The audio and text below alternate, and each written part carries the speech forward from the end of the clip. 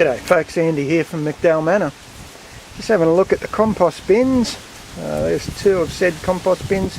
They're just cheap Charlie, ordinary domestic house bins, 60 litre jobs. I've got three of them. That's probably the most advanced compost there. It was actually looking pretty good, but unfortunately this morning Rosie added a whole bunch of brown matter to it.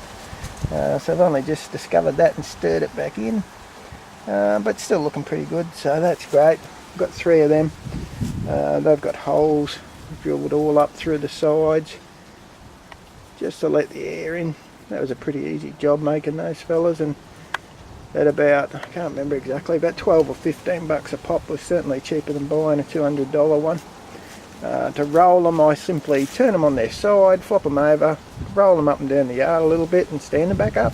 Not bad, eh? Alright, we'll go on the other side because there is a bit of composting activity happening in Manor at the moment, so we'll give you a look. I'll be back in a tick. So the other thing we got going, I guess you hear it, that's the aerator, is a lovely compost tea. There she is. Isn't that a beauty? Disgusting.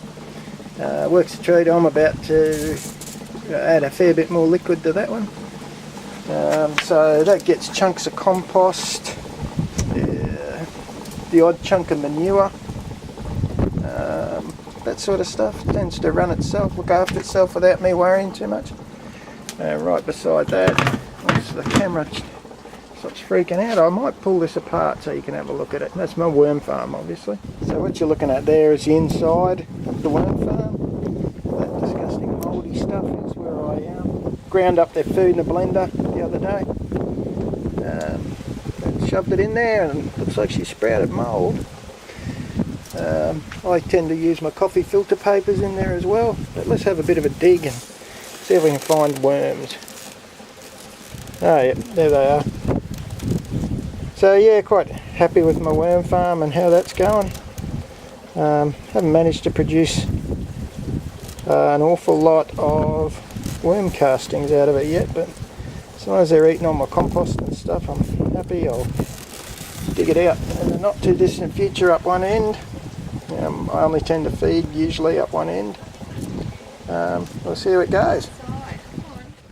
So we're out in the turnip patch, and if you have a look, I'm wondering like when I know when to harvest turnips. I don't know if you can see, Christ, there's leaves everywhere. There down the bottom there is actually a little turnip sticking through, so I might pull that one out and give you a little look at it, eh? So that's what we've ended up with. There's my model hand.